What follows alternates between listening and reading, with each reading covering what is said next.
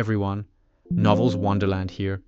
Thank you all for the love and support you've shown me and the channel. One Piece, the Template System, Chapter 101 to 127, Long Ring Long Island 2178 words. The sun beat down on the grassy plains of Long Ring Long Land, baking the carnival atmosphere into a frenzy of heat and excitement.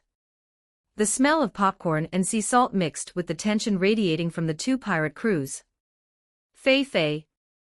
Let the games begin. Foxy announced, his split head bobbing as he stood atop his massive ship, the Sexy Foxy. The announcer, perched on a tall wooden tower, brought his beak-shaped microphone to his lips. Ladies and gentlemen. Pirates and, well, mostly pirates. Welcome to the first round of the legendary Davy Back fight. The event is the Donut Race. A cheer went up from the Foxy Pirates. The Straw Hats looked less enthusiastic, mostly because half of them were still recovering from the shock of learning their captain had bet their freedom on a boat race. The rules are simple. The announcer boomed. Each team must build a boat using 3 empty barrels provided by us. You must sail around the island, navigating the Long Ring Reef, and return to the finish line right here on the beach. The first team to cross the line wins the point and the right to steal a crew member. 3 barrels. Nami frowned, looking at the flimsy wooden casks sitting on the sand. That's barely enough to make a raft, let alone a boat capable of navigating a reef. And here is the twist. The announcer continued. The currents around Long Ring Long Land are treacherous. If you drift too far, you might never return. Therefore, each participating team is given an eternal pose pointing back to this island. Even if you get lost, you can find your way back eventually. He held up 2 small, glass compasses containing floating needles. Now, captains. Choose your racers. 3 members per team. Foxy pointed dramatically at his crew. Go, Portia. Portia, the idol-like navigator of the Foxy crew, waved her baton. Hamburg, the gorillaman, beat his chest. Capote, a fishman, cracked his knuckles. A fishman? Sanji narrowed his eyes. That's cheating in a boat race. It's not cheating if he's on the boat, the announcer clarified quickly. Luffy looked at his crew. He rubbed his chin, thinking hard, which usually resulted in smoke coming out of his ears. Luffy pointed. I choose. Nami blinked. Luffy grinned. You're the navigator. You know the ocean. Vivi knows boats because she's a princess. And Ben can make cool stuff. That logic surprisingly holds up, Robin noted. Fine, Nami sighed, tying her hair back. If I'm racing, we're winning. I'm not becoming a Foxy pirate. Their fashion sense is offensive.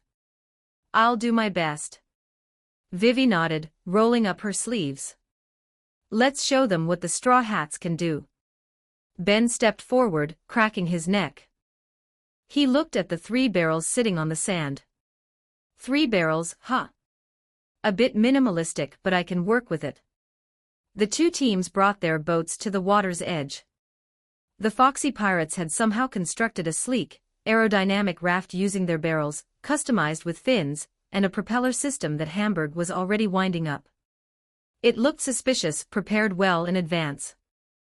The Straw Hats stood around 3 lonely barrels. Ben, Nami hissed. We have 5 minutes before the start gun. We need a boat. Do you have a hammer? I have something better, Ben smirked. He waved his hand. The wood of the barrels groaned. The metal hoops snapped and reshaped. The structure elongated, warped, and fused together. In seconds, the 3 clunky barrels dissolved and reformed into a sleek, streamlined catamaran. The wood was polished and reinforced. A mast sprouted from the center, rigging weaving itself out of the fibers of the wood. Vivi touched the smooth hull. You made this from barrels? Ben shrugged. It's still just wood and iron, just reorganized. Hop in, ladies. Nami and Vivi climbed into the cockpit. Ben jumped into the back, taking the tiller.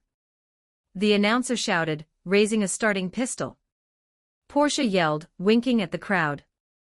"Ready," Nami called out, gripping the side of the boat. And they're off.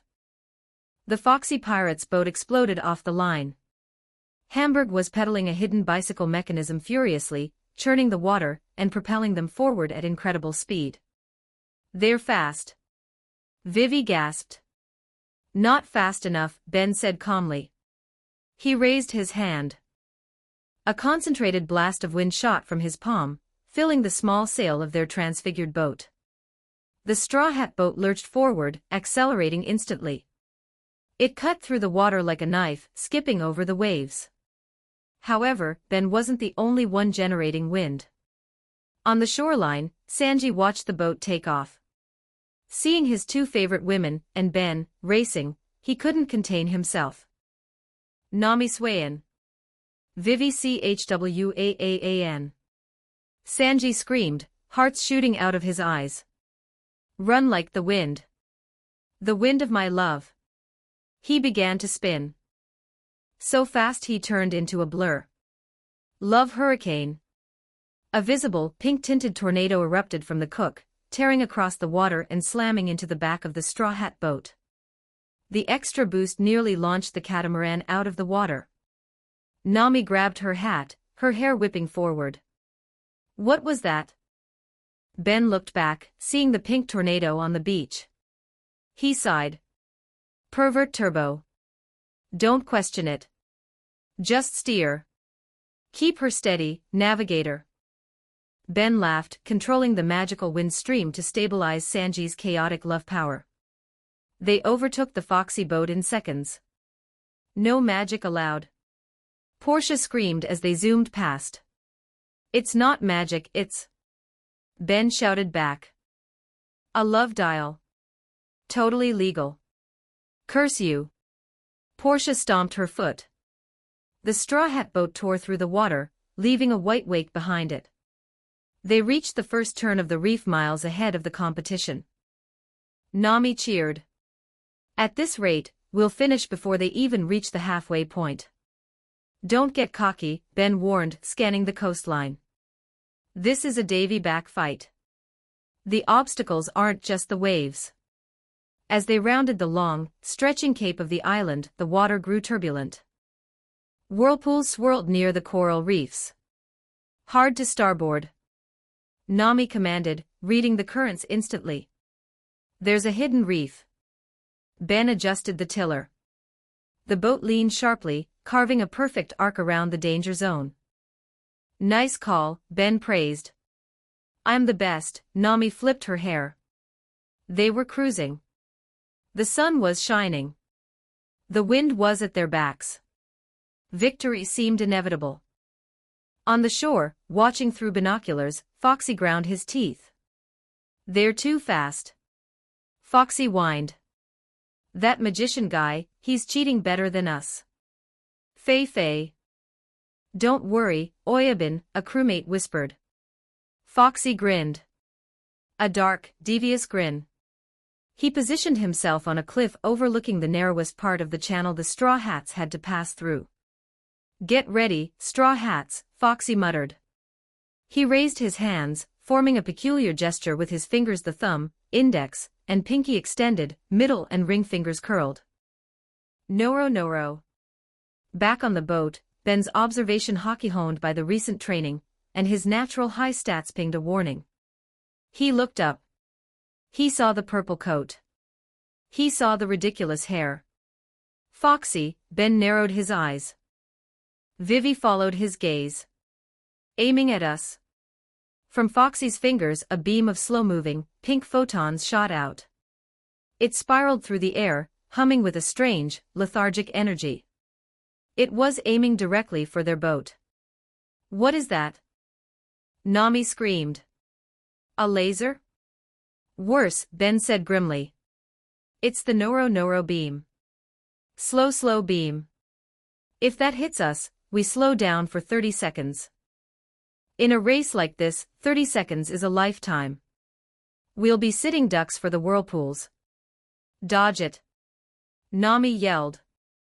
Can't, Ben analyzed the trajectory. The channel is too narrow. If we turn, we hit the reef. If we stay, we get hit. The beam drew closer. It was wide. It covered the entire width of the passage. Fei. You're finished. Foxy's laughter echoed from the cliffs. Vivi grabbed her peacock slashers, ready to try and cut it. I'll deflect it. No, Ben stopped her. You can't cut photons, Vivi. Ben used Momo's quirk. Instantly, a massive, ornate, full-length mirror erupted from the deck of the boat, positioning itself directly in the path of the incoming pink beam. A mirror? Nami shrieked. Ben, are you trying to check your hair? Just watch, Ben held the mirror steady. The Noro beam collided with the glass surface. Normally, a devil fruit power might smash through a barrier. But the Noro beam was light-based. Or at least, it behaved like light. The pink beam didn't pass through. It bounced. It reflected off the perfectly polished surface of Ben's created mirror, angling sharply upward straight back toward the cliff where Foxy stood laughing. Fei. Foxy stopped laughing. He saw the pink light rushing back at him. That's my beam. The beam hit Foxy square in the chest. Everything stopped. Foxy froze mid-flail. His face was stuck in a horrified grimace. He began to fall backward, but he fell, slowly. Like a feather drifting in thick syrup. Kuchuwur si you. Foxy's voice dragged out, deep and distorted, like a tape recorder running out of batteries. On the boat, Nami and Vivi stared at the mirror, then up at the cliff. Still falling? Nami asked, squinting. Yep, Ben grinned, dissolving the mirror back into particles of light. Light reflects. Even slow light. Back on the shore, the Straw Hats stopped cheering, and just watched the cliff. He's taking a really long time to hit the ground, Usopp noted, checking his watch. He took a sip of juice. Still falling. Is he flying? Luffy asked, tilting his head. No, he's just slow, Robin chuckled. Up on the cliff, Foxy continued his agonizingly slow descent. His eyes watered. A fly landed on his nose, cleaned its wings, and flew away before he could even blink. So he basically just sabotaged himself. Nami started to giggle on the boat. Yep, Ben nodded. And now that the coast is clear. He pumped more magic into the sails. Full speed ahead. The rest of the race was a victory lap. Without Foxy's interference, and with the Foxy Pirates boat struggling against the currents, and lacking magical wind propulsion, the Straw Hat catamaran tore through the final stretch. They rounded the last cape and saw the finish line on the beach. We see them. Chopper screamed from the shore, waving his hooves. They're coming. Luffy cheered, mouth full of hot dogs. With one final burst of wind, Ben's boat surged onto the sand, crossing the line a full 5 minutes before the opposition even came into view. The Straw Hat Pirates. The announcer roared, though he looked disappointed. Nami and Vivi high-fived. Ben stepped out of the boat, dusting off his coat. Easy game. 10 minutes later, the Foxy boat limped across the line. Portia was pouting, and Hamburg looked exhausted. Up on the cliff, Foxy finally finished falling over. Foxy groaned, rubbing his head. 30 seconds is up. He looked down at the beach. He saw the Straw Hats celebrating. He saw the 1-0 on the scoreboard. He fell to his knees again. I lost the first round to a mirror. Fei. Foxy walked onto the stage, trying to regain his composure despite the crushing defeat. A thrilling first round. But it's not over yet. The Straw Hats take the lead. Luffy jumped up. Since we won, we get to pick someone, right? That is the rule. Foxy gritted his teeth. Who do you want? The Straw Hats huddled. We don't really need anyone, Zoro muttered. Their crew is weak. We could take the flag. Usopp suggested. No, Nami's eyes glinted. We take the most useful thing. She pointed at the Foxy crew. Specifically, at a small, trembling creature near the back. We'll take. The crowd went silent. The horse. Foxy blinked. You want the horse? Luffy declared. We're taking the horse back. Shelly isn't a crew member. Foxy argued. She's just an animal. She's Tunjit's nakama. Luffy shouted. And you hurt her. So we're taking her back. Is that a problem, Splithead? Foxy flinched at the nickname. Take the horse. It's useless anyway. Tunjit, who was watching from the sidelines with crutches, burst into tears. Luffy-san. You saved her. Shelly trotted over to the Straw Hats, nuzzling Luffy and Nami. 1 point for us, Ben smiled, patting the horse's long neck. 2 more to go. And Foxy, you better get a better mirror for the next round. Foxy glared at him, hatred burning in his eyes. Next round is the groggy ring. Let's see how your magic helps you when you're being crushed by monsters. Bring it on, Ben grinned, stepping forward. Chapter 102, Long Ring Long Island 2551 words. The atmosphere on Long Ring Long Land had shifted. The initial shock of the Straw Hats' victory in the donut race had faded, replaced by a desperate, frenetic energy coming from the Foxy Pirates. They were down 1-0. They had lost their dignity, their winning streak, and most tragically, their horse. Fei.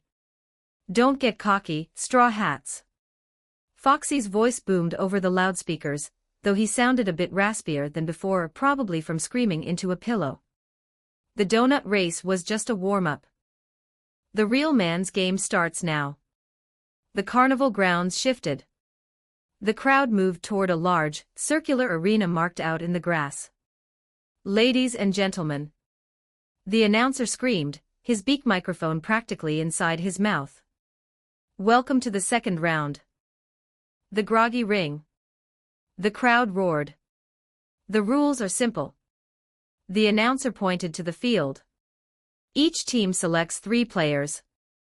1 player is the ballman and wears a ball-shaped hat. The other 2 are support. The goal is to put the opponent's ballman into the goal hoop. Weapons are allowed. Violence is encouraged. Anything goes in the groggy ring. 3 massive shadows stepped onto the field from the Foxy side. Introducing the undefeated champions. The Groggy Monsters. First was Hamburg, the gorillaman who had lost the boat race, looking angry. Second was Pickles, a tackle machine with spinning shoulder pads. And third was Big Pan, a massive Voton, half fishman, half giant, who towered over the others, his skin slippery like a loach. Look at that size. The announcer yelled. Big Pan is a Voton. A half-giant. Who can possibly stop this mountain of muscle? On the Straw Hat side, Luffy picked his nose. Okay, Luffy said. My turn to pick. He looked at his crew. Zoro and Sanji were stretching, eager to fight. But Luffy's eyes drifted past them. I choose. Luffy pointed. And Broggy. The crowd blinked. Chopper, the small reindeer, stepped forward nervously. Are you sure, Luffy? Luffy grinned. You're fast. And Dory and Broggy are strong. Dory and Broggy, currently shrunk to the size of large humans by Ben's magic, stepped forward. They looked like rugged, bearded warriors, but compared to the massive Big Pan, they looked like children. Fei. Foxy laughed from the sidelines. You picked the pet and 2 old men. Straw Hat, have you given up? Look at the size difference. Big Pan will crush them. Ben, standing near the equipment rack, smirked. He adjusted his glasses. Size difference, huh? Ben muttered. Well, we can fix that. The 3 straw hat participants walked onto the field. The groggy monsters loomed over them, casting long shadows. Prepare to be crushed, little men. Big Pan sneered, looking down at Dory. Dory looked up, stroking his beard. Gebba-bobba. It has been a long time since someone called me little. What do you think, Broggy? Gebba-bobba. Indeed, brother. Broggy hefted his shield. Shall we show them what a real giant looks like? Ben walked up to the edge of the field. He raised his hand, his magic flaring to life. Command T, restore. The sound was like a thunderclap. The air pressure in the arena dropped instantly. Vumum. Dory and Broggy didn't just grow. They exploded in size. 1 second they were 6 feet tall. The next they were expanding rapidly, shooting upwards like rapid-growth bamboo. 20 feet. 40 feet. They kept going. The ground shook as their mass returned. The crowd screamed, scrambling backward as massive feet slammed into the turf. When the dust settled, 2 titans stood on the field. Dory and Broggy stood at their full height of over 20 meters. They were mountains of muscle and armor. Big Pan, the giant Voton, stood at their knees. He looked up and up and up, his mouth hanging open in absolute terror. He was a toy compared to them. Gebba-baba. The laughter of the giants created a shockwave that blew the announcers to pay off. What is that? Foxy screamed, his eyes popping out of his skull. They're real giants. Elbaf giants. Oops, Ben shrugged innocently. Did I forget to mention they were shrunk? The entire Foxy pirate crew was in a panic. The groggy monsters were huddled together, shaking. Portia cried. We can't win against that. They'll squash Big Pan like a bug. On the sidelines, Minnie Mary, who was sitting on a crate next to Nami, tilted her head cutely. Her eyes flashed with scrolling data streams. Mary chirped, tugging Ben's sleeve. I did the math. That big fishman has a survival probability of 0.01%. It's super low. Ben chuckled. Mary giggled, swinging her legs. My sensors say his best strategy is to play dead. Or run away really fast. But he can't run fast because his legs are wiggly. Nami laughed, patting Mary's head. Even Mary knows they're doomed. Meanwhile, Foxy was gritting his teeth. Sweat poured down his split forehead. He looked at the scoreboard. 1-0 to the Straw Hats. If he lost this, it was 2-0. Game over. Foxy hissed. I am the master of the Davy back fight. I make the rules. He pulled out a pen from his pocket. He glanced around furtively. Seeing everyone distracted by the giants, he sprinted over to the referee's table where the official rulebook lay open. Foxy grabbed the book. He flipped to the groggy ring section. With frantic, scribbling motions, he wrote a new clause at the bottom of the page. Rule 428. Participation of pure-blooded giants is prohibited unless the opposing team also fields pure-blooded giants. Violation results in immediate disqualification. He slammed the book shut and grinned wickedly. Checkmate. Foxy ran to the announcer, waving his arms. Stop the match. Captain Foxy. The announcer looked down. Objection. Foxy pointed at Dory and Broggy. This is a violation of the rules. Giants of that size are illegal in the groggy ring. The announcer blinked. I don't recall that rule. It's in the book. Foxy shouted, holding up the thick volume. Page 428. The announcer took the book. Ladies and gentlemen. Please hold. We have a rules dispute. The crowd murmured. Luffy tilted his head. He's cheating, Nami said instantly. He just wrote that. Obviously, Ben nodded. He walked calmly toward the announcer's podium. "Let me see that," Ben said, his voice projecting clearly. "Stay back." Foxy sneered. "The rules are absolute. If it's in the book, you are disqualified." The announcer flipped to page 428. "Let's see. Rule 425. Rule 426.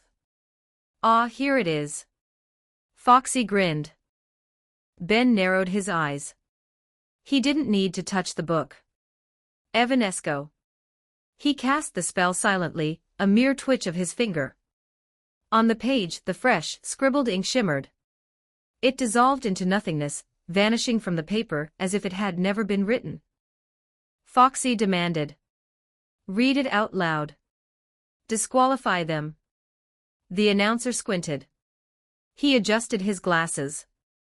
He brought the book closer to his face. "Captain Foxy," the announcer said slowly. "There is nothing here." Foxy screeched. "Impossible." "I wrote it, I mean, it's right there." Foxy snatched the book. He stared at page 428. It was blank at the bottom. Foxy stammered. "The ink. The rule. Is there a problem, Captain Foxy?" Ben asked, smiling politely. "I don't see any rule forbidding giants. In fact, Rule 1 says anything goes, right?" Foxy pointed a trembling finger at Ben. "You did something. You erased it.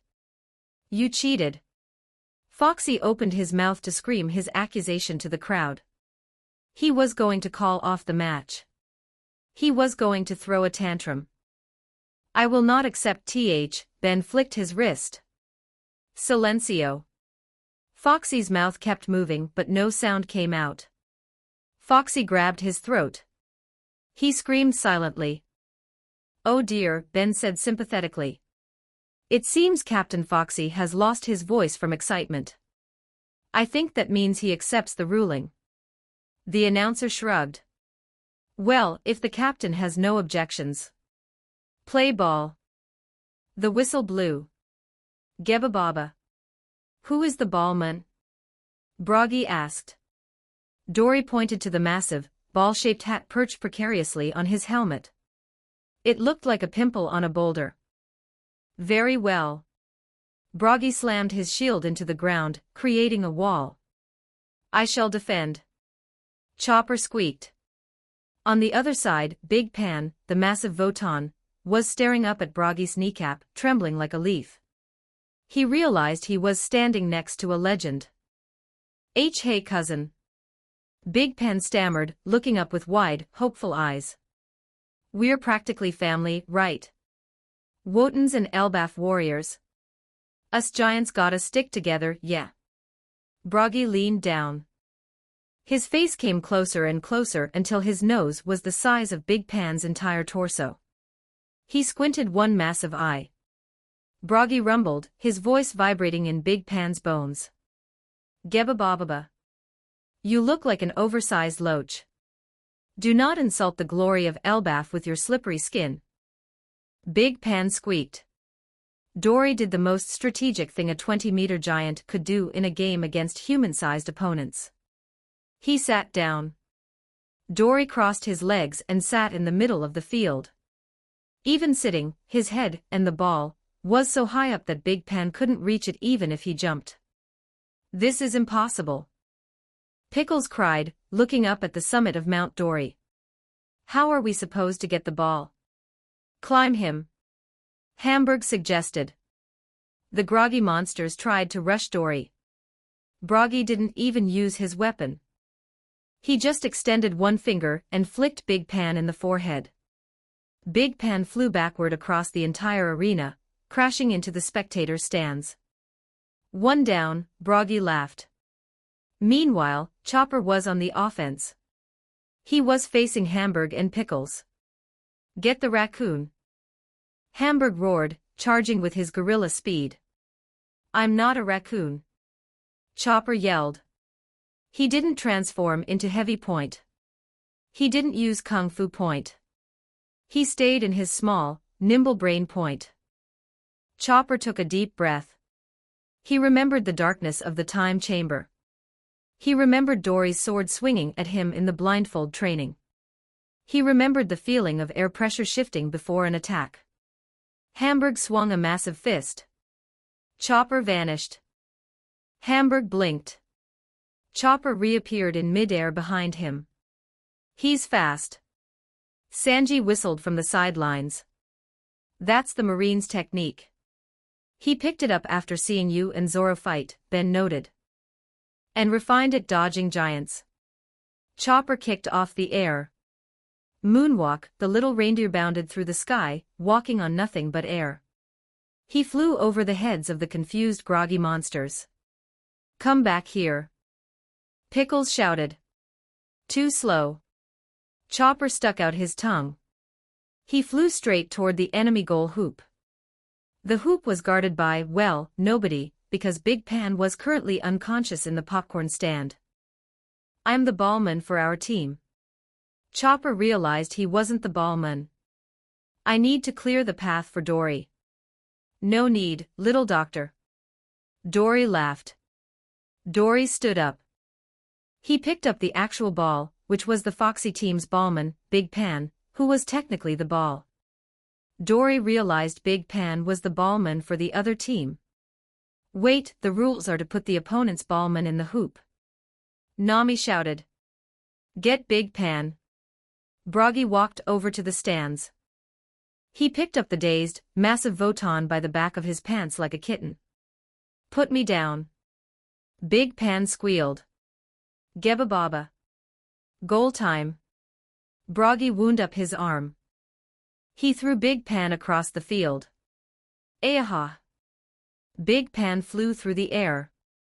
Chopper, hovering near the goal hoop using Jeppo, saluted as the massive fishman giant sailed past him. Big Pan crashed through the ring. The announcer shouted. Straw Hats win. The crowd went wild, mostly out of fear of the giants. The aftermath Foxy was on his knees, clutching his throat, still unable to speak. Tears streamed down his face. He had lost 2 rounds. He had been humiliated. And he couldn't even complain about it. Ben walked onto the field, waving his hand. The silence spell lifted. Foxy gasped, his voice returning. This is rigged. Ben raised an eyebrow. You wrote the rules, Foxy. Anything goes. We just went bigger. Luffy cheered, jumping onto Broggy's shoulder. That was easy. Geba Baba. A good warm-up. Dory laughed. So Nami walked up, holding her hips. Since we won, we get another prize. Foxy flinched. Who do you want now? We already have a cook, a swordsman, and a captain. Nami dismissed him. We don't need trash. Foxy slumped. We'll take. Nami pointed. The Jolly Roger. The flag? Foxy gasped. Without the flag, we are nothing. We lose our honor. Should have thought of that before you shot the horse, Luffy said. Robin smiled. A pirate without a flag is just a bandit on a boat. The Foxy pirates lowered their flag. Luffy took it. And now, Ben announced. We have 2 points. You have 0. But because we are generous pirates, and because my captain wants to fight you. Ben looked at Luffy. 1 more round? Luffy asked, grinning. I want to beat up the split head personally. You want a 3rd round? Foxy looked up, hope returning to his eyes. Even though you already won the Davy back fight. I didn't get to fight yet. Luffy complained. And I want to punch you for shooting Shelly. Fei. Foxy scrambled to his feet.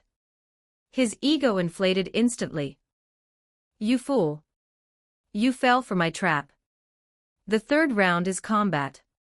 And in the ring. I am invincible. Combat it is, Ben interrupted, a devious glint in his eye. But since we've technically already won the Davy back fight by taking 2 rounds, we need some real stakes for this third match. Foxy narrowed his eyes. What do you mean? I mean, Ben smirked, if you win, you get your flag back. And if I lose? Foxy asked, confident he wouldn't. If you lose, Ben pointed at the bare flagpole of the sexy Foxy. You have to fly a new Jolly Roger. A new one? Yes, Ben nodded. A special one. Hand-drawn. By Captain Luffy himself. The silence on the Straw Hat side was deafening.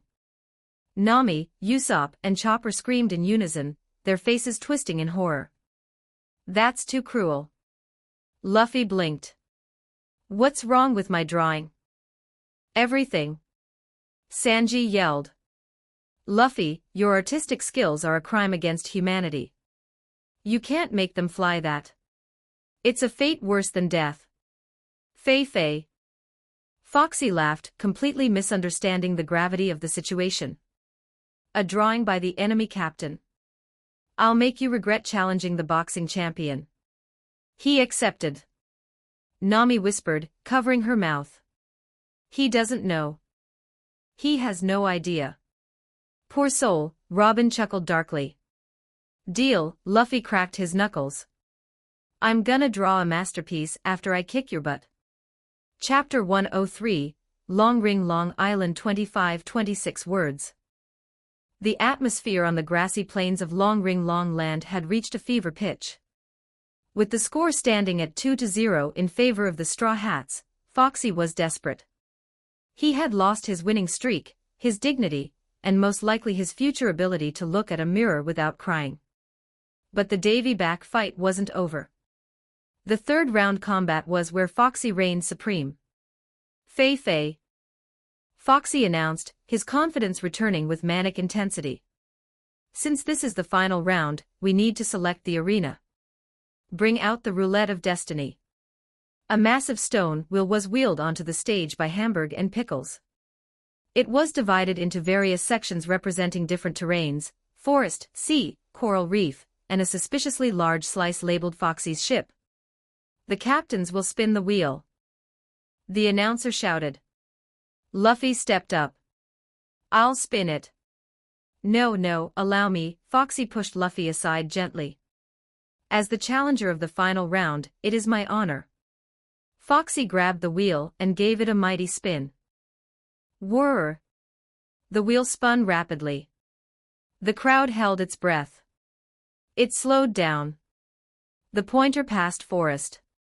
It passed sea. It hovered over coral reef and then, with a final, defying gravity clunk, it jerked backward and landed squarely on the sexy Foxy. The announcer screamed. What luck! The arena will be Captain Foxy's own ship, the sexy Foxy.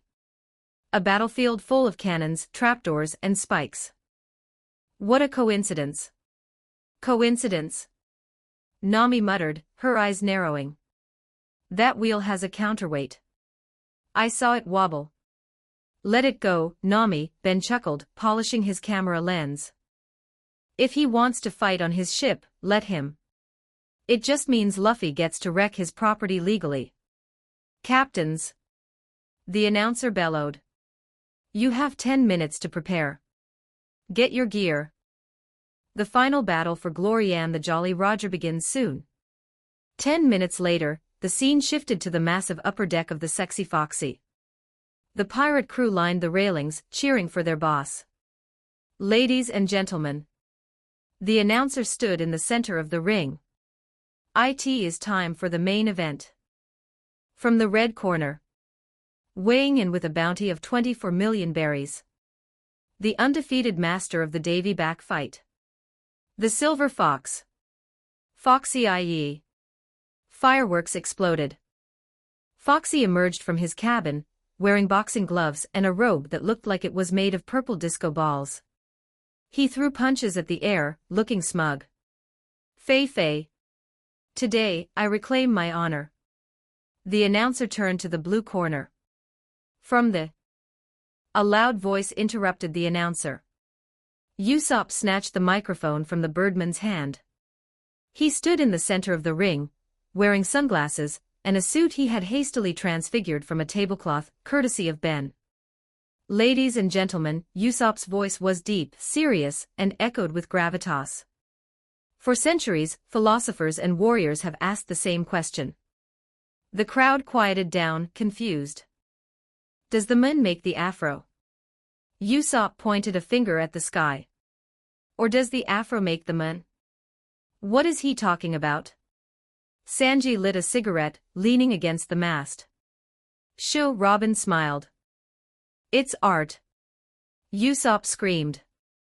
That question will be answered. From the blue corner. The captain of the Straw Hat Pirates. The man who will become the king of the ring. The door to the Straw Hat waiting room kicked open. Smoke, created by Usopp's smoke star, billowed out. Emerging from the fog was a figure that defied logic. Luffy walked out. He was shirtless, wearing red boxing shorts and red boxing gloves. A skull and crossbones was painted on his chest in crude blue paint. But the most striking feature was on his head. It was an afro. A massive, spherical, perfectly round black afro wig that jiggled with every step. Luffy looked serious. Deadly serious. I feel it, Luffy whispered, looking at his fists. The power, it's wild. On the sidelines, the Straw Hat crew reacted with varying degrees of horror and amusement. What is that? Nami screamed, face-palming so hard it left a red mark. Why is he wearing a wig? Is this a joke? It's hideous, Vivi agreed, looking traumatized. Who let him dress himself? I think it suits him, Robin chuckled, a dark glint in her eye. It looks like a sea urchin ate his brain. Very avant-garde. So cool. Chopper grabbed his cheeks, eyes sparkling. He looks so strong. Gebba bababa. Dory and Broggy were on the floor, laughing so hard the ship shook. The little captain has a mushroom head. It is the hair of a warrior. Ben was crouching near the ring ropes, his high-tech camera shutter clicking furiously. Hold that pose, Luffy. Ben shouted. Look fierce. That's the money shot. The Afro Luffy collection is going to sell out instantly. Papa, Minnie Mary tugged on Ben's pants, tilting her head. Papa, I'm confused. What is it, sweetie? Ben asked, pausing his photo shoot. I scanned the captain's head. Mary chirped, pointing at Luffy. It's just fake hair. It's plastic and fuzz. It has 0 power rating. She stomped her little foot in frustration. Why does the captain say he's strong? Does looking silly make you punch harder? My logic circuits are getting all hot and spinny. It makes no sense. Ben laughed, patting her head. That's the mystery of the afro, Mary. It's not about physics. It's about vibes. And vibes are stronger than math. Mary blinked, processing the new word. I will add vibes to the database. Definition, magic hair power. Foxy stared at Luffy. He stared at the afro. Foxy pointed a trembling glove. Do you mock the sacred ring with a wig? It's not a wig, Luffy said deeply. It's my spirit. Whatever. Foxy shook his head. Start the match. The announcer rang the bell. Fei. Foxy immediately retreated. You fell right into my trap, Straw Hat. This entire ship is my weapon. He pressed a button on a remote hidden in his glove. The floor beneath Luffy suddenly opened up. Spikes shot out from the wall. A giant cannon swiveled from the mast. Luffy jumped, narrowly avoiding a spike trap. Take this. Foxy face bombs. Foxy fired a barrage of bombs, shaped like his own face. They exploded in clouds of pink smoke and confetti, obscuring vision. I can't see. Luffy waved his arms. Gorilla punch. Foxy donned a massive mechanical glove powered by pistons and punched through the smoke. Luffy, blinded by the confetti and confused by the afro, which blocked his peripheral vision slightly, took the hit square in the face.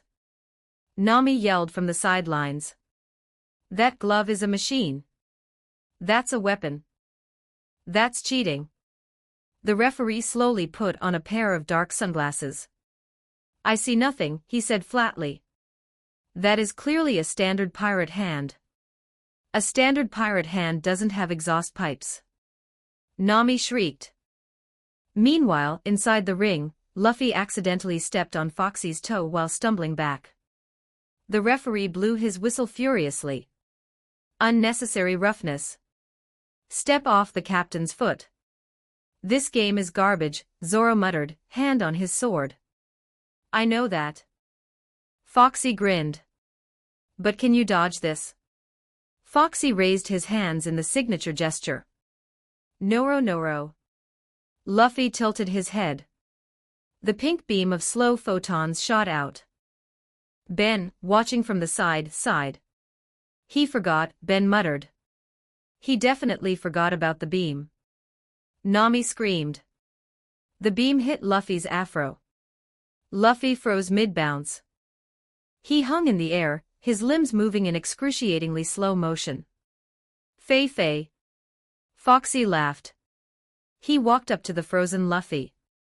Now for the ultimate combo. Foxy began to pummel the defenseless, slowed Luffy. Because Luffy was slow, the impacts didn't register yet. They accumulated. Kinetic energy building up like a dam about to burst. And finally, Foxy wound up a massive swing. Megaton Ninetails rush. He delivered a final blow just as the 30 seconds ran out. Time caught up. All the punches hit at once. Luffy was launched across the deck like a rocket, crashing through the mast and embedding himself in the cabin wall. Chopper cried. Luffy pulled himself out of the wood, shaking his head. He looked okay, but then he gasped in horror. He reached up. The afro was tilted. It was squished on the left side. Luffy screamed. My power. We need a medic. Usopp yelled, vaulting over the ropes with a first aid kit. But instead of bandages, he pulled out a specialized afro pick and a can of hairspray. Don't move, champion. Usopp shouted, frantically combing the wig back into a perfect sphere.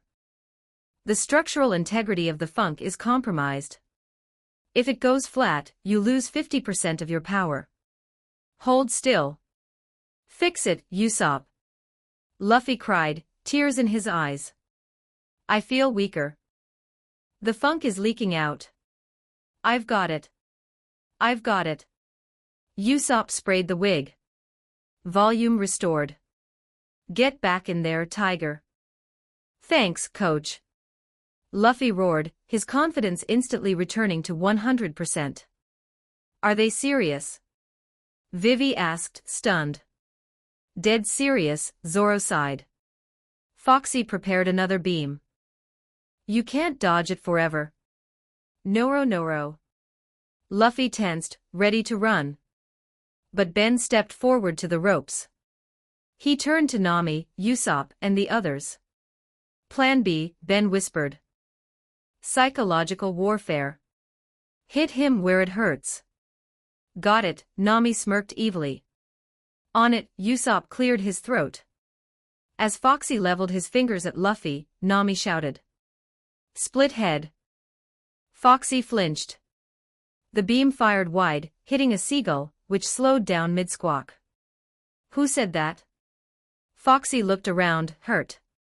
You look like a butt. Usopp yelled. A butt with a nose. Chopper joined in, he was bad at insults but tried his best. You big meanie. Your pants are weird. Foxy froze. His lip trembled. Foxy whispered. Meanie. And your fashion sense is garbage. Vivi added, channeling her inner royalty snobbery. Purple and orange. It's tacky. Foxy dropped to his knees. A dark cloud formed over his head. I thought it was festive. Look at him. Usopp pointed. He's crying. What a loser. Foxy curled into a ball on the floor. I'm a loser. I should just be a sea cucumber. Luffy blinked. He lowered his fists. He walked over to the depressed captain. Hey, Luffy poked Foxy. Don't cry. Foxy looked up, hopeful. Straw Hat. Yeah, Luffy nodded sympathetically. It's okay if you're ugly. Lots of people are ugly. You can't help having a face like a split-open durian. It's what's inside that counts. Even if your outside is really, really weird. It was meant to be a consolation. It was delivered with Luffy's trademark sincerity. It was devastating. Critical hit. Foxy turned gray. He crumbled into dust, metaphorically. Split open. Portia screamed. He's dying of shame. Give him the earplugs. Hamburg roared, throwing a pair of heavy-duty industrial earmuffs at his captain. Foxy, sobbing, jammed the earmuffs onto his head. He squeezed his eyes shut. I can't hear you. Foxy yelled. I can't hear the mean words. I am handsome. I am stylish. Fei. He stood up, trembling with forced confidence. You can't break my spirit now. The fight continues. Damn, Ben snapped his fingers. He plugged his ears. Plan B failed. Plan C, Zoro said. Luffy hits him really hard. Works for me, Ben nodded. Foxy, now immune to insults, went on the offensive. He pulled a lever. The entire deck of the ship tilted 45 degrees. Foxy staged tilt. Everyone slid toward the spiked railing. Luffy grabbed the floorboards with his fingers. Gomu no. Foxy aimed his beam again. Noro beam. Luffy looked at the beam. He looked at the mirror shard Ben had left on the deck from the previous race. Luffy grabbed the shard. He held it up. The beam reflected. But Foxy, having learned from the boat race, dodged his own reflection. Too slow. Foxy laughed. He charged at Luffy, donning a mech suit overlay that increased his strength. Gorilla Punch Mark II. Luffy dropped the mirror. He stood up on the tilted deck, the afro billowing in the wind. He didn't dodge. He wound up his arm. He twisted it tight, the rubber screeching. You shot the horse, Luffy said, his voice cutting through the carnival noise. And you made my navigator mad. So what? Foxy swung his mech fist. So I'm gonna send you flying. Gomu no. Afro hook. It was just a normal hook, but Luffy insisted the afro made it stronger. Luffy's fist collided with Foxy's mech suit. The metal shattered. The fist continued, connecting with Foxy's jaw. The impact ripple traveled through Foxy's face, up his split head, and out the back of his skull. Foxy was lifted off his feet. He flew backward past the mast, past the announcer, past the cheering crowd. He sailed over the railing of the Sexy Foxy and plummeted into the ocean below. Silence reigned for a moment. Then, the referee, who Ben had been staring at threateningly, slowly raised a hand. Yeah. The Straw Hats cheered.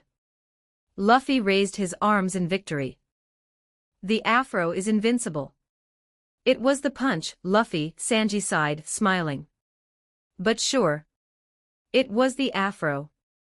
Later on the beach. A dripping wet, defeated Foxy sat on the sand. His crew was crying. They had lost everything. Their honor. Their flag. A deal is a deal, Ben said, holding a fresh pirate flag and a black marker. He handed them to Luffy. Draw, Captain, Ben grinned. Give them a symbol they'll never forget.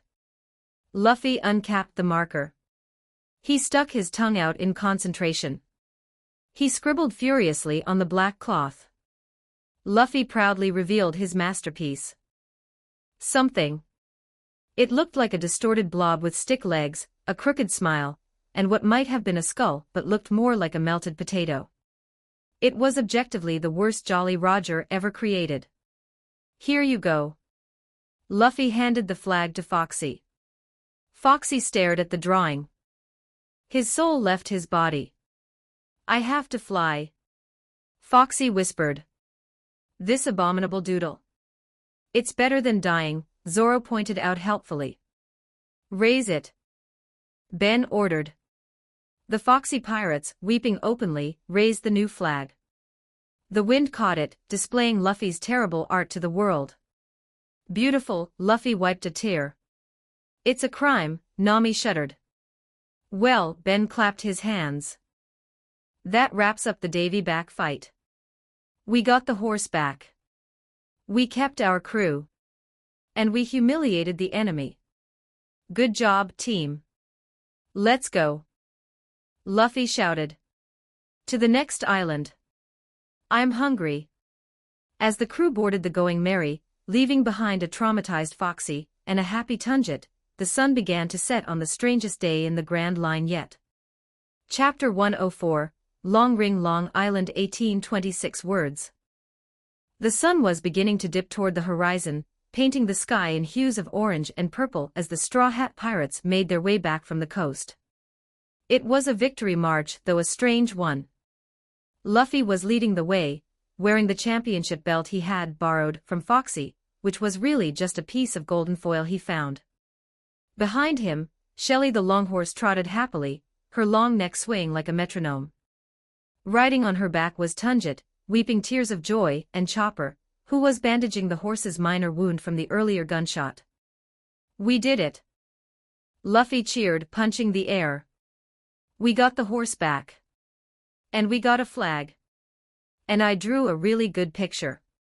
It wasn't a good picture, Luffy, Nami sighed, walking beside Ben. It was a crime against art. But at least we didn't lose anyone. Geba Baba. Dory, currently human-sized, slapped his knee. A fine battle. Though I wish to squash that big pan a bit more. He was soft, Broggy agreed. Like a marsh. Ben walked in the middle of the pack, holding Minnie Mary's hand. They crested a small hill, the grassy plains of Long Ring Long Land stretching out before them. In the distance, they could see Tunjit's house standing in the clearing, a beacon of home for the old man who had spent 10 years on stilts. There it is, Shelly. Tunjit patted his horse's neck, beaming. Home sweet home. I can't wait to sleep in my own bed. And I have some cheese that has been aging for a decade. It must be delicious by now. 10-year-old cheese. Sanji shuddered.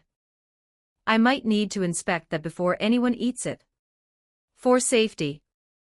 They reached the clearing, stopping just a few meters from the front door. Tunjit slid off Shelly's back, tears of relief in his eyes. I'm back.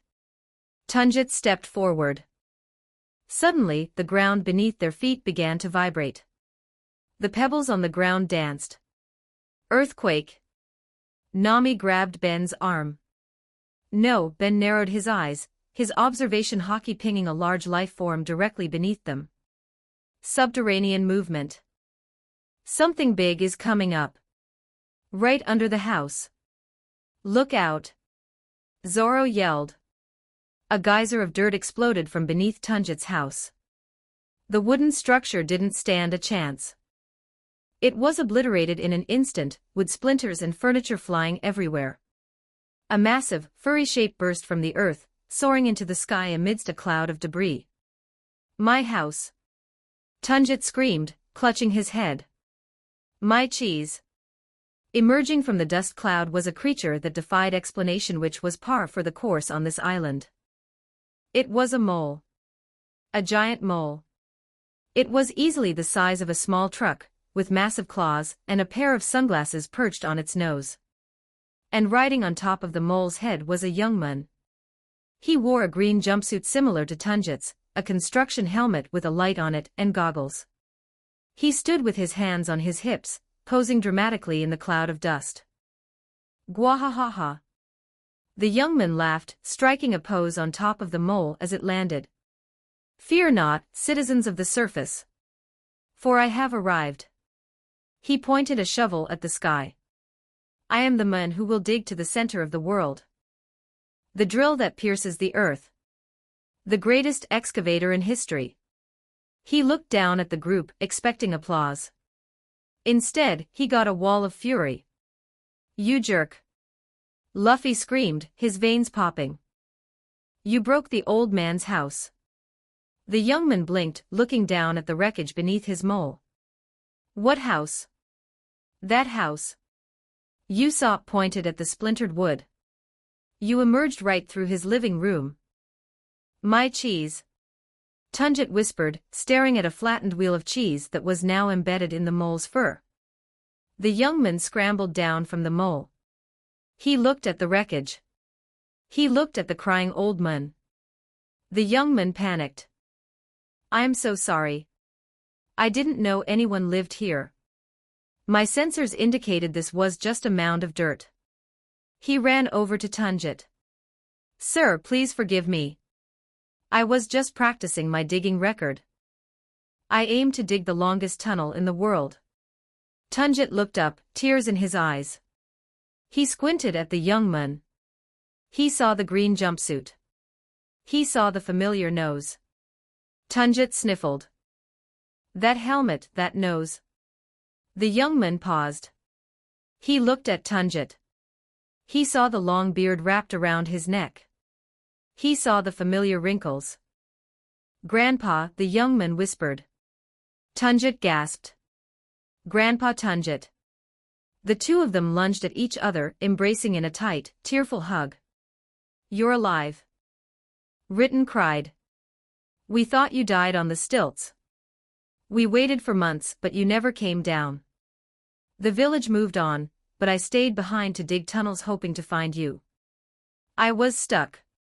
Tunjit sobbed. I was too scared to jump. But these nice pirates helped me down. And they saved Shelley. Ritten looked at the horse. Shelley nickered and nudged him. The Straw Hats stood there, watching the emotional reunion. Luffy tilted his head. He's not a bad guy. He's the grandson, Nami sighed, smiling. It's a family reunion. A destructive one, Sanji noted, looking at the ruined house. But touching. Ritten wiped his eyes. I'm so sorry about the house. And the cheese. I'll build you a new one. A better one. Underground. It's much cooler there. As long as we are together, Tunjit smiled, it doesn't matter where we live. This calls for a celebration. Luffy declared. We beat the split head. We found the grandson. As the sun finally set, casting long shadows across the long land, the Straw Hats turned the destruction site into a party zone.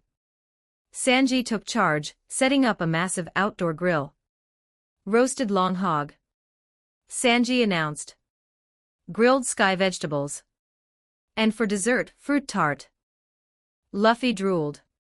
The crew sat around a bonfire built from the wood of the destroyed house. Tunjit insisted it was fine. It was a warm, happy atmosphere. Speaking of Chopper, he and Minnie Mary were sitting together near the fire. This was Mary's first real banquet as a human. Try this, Mary. Chopper held out a piece of grilled fish. Mary took it carefully. She took a bite. Her eyes lit up. Flavor profile, salty. Delicious. Luffy laughed, stuffing his face. Eating is the best. Shishishi. Don't eat too fast, Mary, Ben warned gently. Okay, Papa. Mary chirped. It was moments like this between the chaos, the battles, and the world-ending threats that made the journey worth it. The next morning, the Going Merry set sail, leaving Tunjit and Ritten waving on the shore. They sailed for several hours until the island was just a speck on the horizon. The open sea surrounded them. Ben stood at the helm. He checked the distance. Everyone, Ben called out, his voice serious.